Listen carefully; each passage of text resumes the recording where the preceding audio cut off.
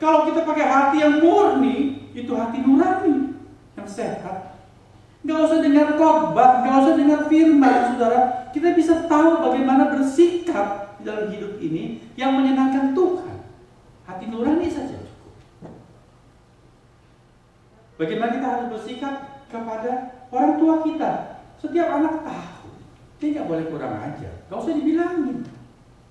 Tapi kalau waktu dia kurang ajar kita biarin terus, lama-lama dia nggak punya hati nurani.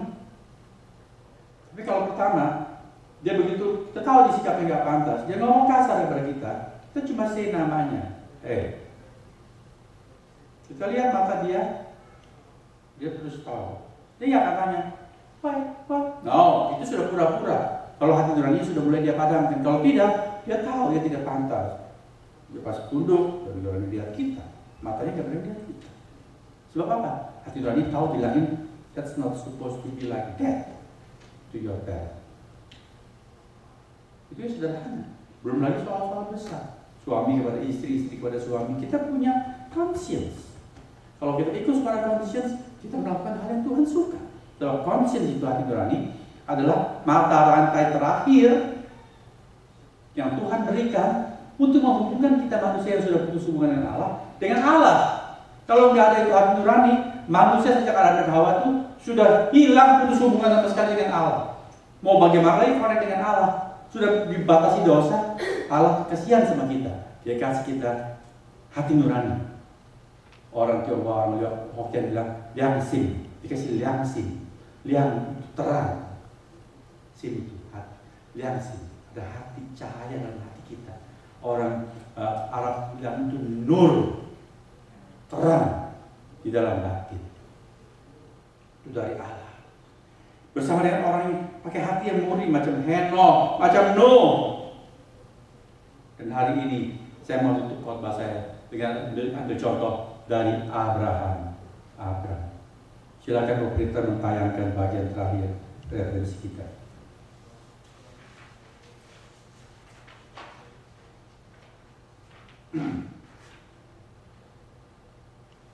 Saya akan bacakan dengan cepat Kejadian 12 ayat 1 sampai 4. Ya, singkat saja saya baca. Tuhan berfirman kepada Abraham, pergilah dari negerimu dan dari sanak saudaramu dan dari bapakmu ini ke negeri yang akan kutunjukkan kepadamu. Aku akan membuat engkau menjadi bangsa yang besar dan seterusnya. Aku akan memberkati engkau. Orang-orang yang berkati engkau akan aku berkati, yang mengutuk engkau akan aku kutuki, ya. Dan olehmu semua kaum di muka bumi akan mendapat berkat. Lalu pergilah Abraham. Allah berfirman mau melakukan sesuatu untuk Abraham. Abraham nurut, pergi. Perhatikan sesuatu, nurut, langsung taat. Kemana? Gak tahu, cuma disuruh pergi. Kalau kita perhatikan iring-iringan itu, kafilah yang besar pergi, domba-domba, kambing ternak semua pergi, ikut gembala. Ditanya, kemana? Gak tahu, kami cuma ikut gembala. Gembala tanya, kamu kemana? Gak tahu, cuma ikut Tuhan kami, Abraham. Kita tanya sama bosnya, Abraham kamu kemana? Gak tahu, cuma Tuhan suruh aku berangkat. Katanya aku mau dikasih tanah perjanjian, dia berangkat.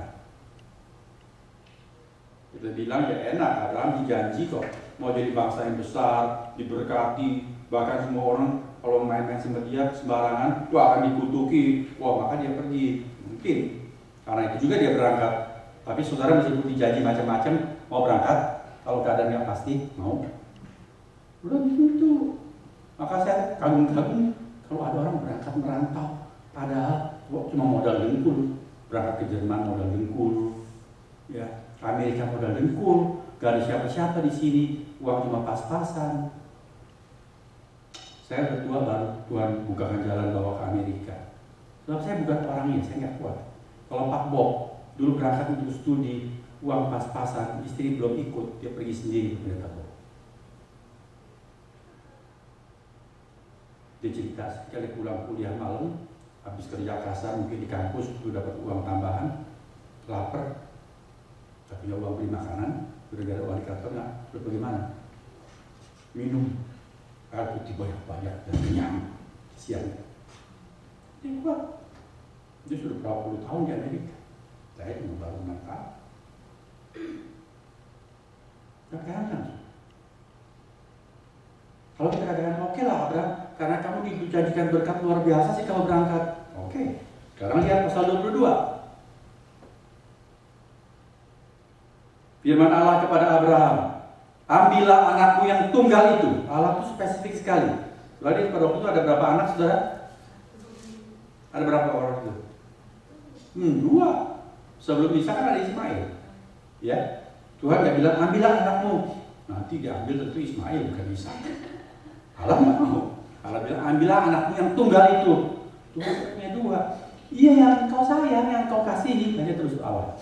Ya, yang kau kasihi. Masih Tuhan berikan lagi korban lagi. Siapa? Jangan nanti bilang ke pilon yang dibawa Ismail. Dibilang ini gue sayang juga. No, yakni Ishak. Ishak. Dibawa kemana? Mau jalan-jalan ke Bali? Jalan-jalan mau ke Florida? No. Tuhan bilang, pergilah ke tanah Moria. Oh, ada apa di sana? Gak ada apa-apa, bukan objek wisata. Untuk apa? Persembahkanlah dia di sana. Bukan persembahkan menjadi calon hamba Tuhan, bukan. Persembahkanlah dia di sana sebagai korban bakaran. Pada salah satu gunungnya akan kukatakan kepadamu. Allah janji apa kepada Abraham di sini? Bawa aja, gak apa-apa, nanti waktu kamu mau potong dia, aku tahan pakai tangan malaikat ini. Bapak Tuhan kasih tahu. Ya, kalau kamu nurut, kamu akan berkati limpah-limpah. Ada janji? No, dulu ada janji. Pergilah, tinggalkan semua kampung halamanmu, rumahmu, sanak saudaramu, tinggalkan ke tanah yang aku janjikan begini bla bla bla bla bla. Tapi ini pergi ke tanah Moria, bawa anakmu yang kamu paling cintai yaitu Ishak. Jangan keliru, kamu bawa, sembelih dia di sana jadi korban bakaran. Titik. Gak ada janji apa-apa. Keesokan harinya, gak tunggu minggu depan. So, tomorrow morning, early in the morning, pagi-pagi, bangunlah Abraham. Ia memasang pelana keledainya dan lari pulang ke Berkasti. Nggak seperti Nuh. Allah berkatakan, pergilah kamu ke Niniwe. Yunus, pergilah ke Niniwe. Yunus bangun, perginya malah bertolak belakang. Ya, ke Tirus perginya, bertolak belakang. Ke pelabuhan, bukan ke Niniwe, tapi kabur bertolak belakang, menjauh dari tempat yang Tuhan suruh. Itu Yunus. Kalau Abraham bangun pagi-pagi, pasang pelana keledainya, panggil 2 bujangnya, dan jangan lupa, itu yang penting, Ishak juga beserta Ishak laki itu. Lalu ia, jadi Abraham sendiri, membelah juga kayu untuk korban bakaran. Ya, jangan bilang, aduh Tuhan, lupa bawa kayu buat korban bakaran. Ya, nanti di ayat berikutnya kalau saudara baca pasal 22, Ishak malah sempat bertanya, Papa, wah, Abraham tanya, kayunya ada, yang panggul kan Ishak. Apinya ada, di tanganmu kamu bawa api. Sudah tinggal berdua nih, bujang sudah tinggal di bawah. Lalu dombanya yang buat disembelih mana? Kira. Ini masih sempat pulang. Oh iya, kata Abraham, lupa bawa dombanya. Betul, kamu sih bawa domba ya. Pulang dulu bawa domba. Begitu? Abraham bilang apa? No, anakku, God will prepare for us. Yehova Jireh. Allah akan menyediakan. Tentu enggak. Terus ada ngomong, kowe yang akan jadi ganti domba itu. Gak bisa dia ngomong. Tapi dia tetap bilang, kita berangkat terus, nanti Tuhan akan sediakan. Lalu berangkatlah ia dan pergi ke tempat yang dikatakan Allah kepadanya. Saudara lihat, apa istimewa orang ini?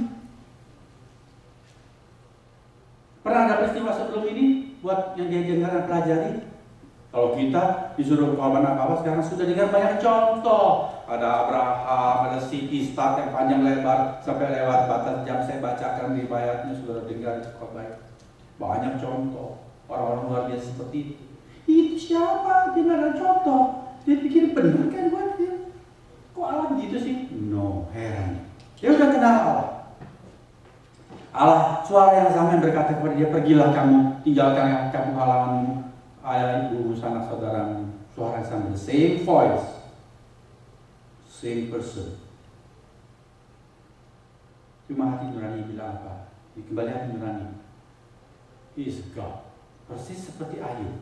Sudah lihat. Sama nggak? Peristiwanya beda, tapi sama. He is God. Let him be him. Biarlah Allah jadi Allah. I don't want to play God. No playing God. Biarlah Allah jadi Allah. Dia mau beri, dia mau ambil, segala puji bagi dia. Itu hak dia. Ayo bisa ngomong itu. Mengapa? Karena dia bukan ahli teologi, bukan karena dia ahli teologi, tapi karena pakai ahli namanya Allah. Dan Allah nggak mungkin sewenang-wenang. Kalau dia bilang ambil, bawa anakmu sembelih, pasti ada yang baik yang cuma aku belum ngerti apa. Itu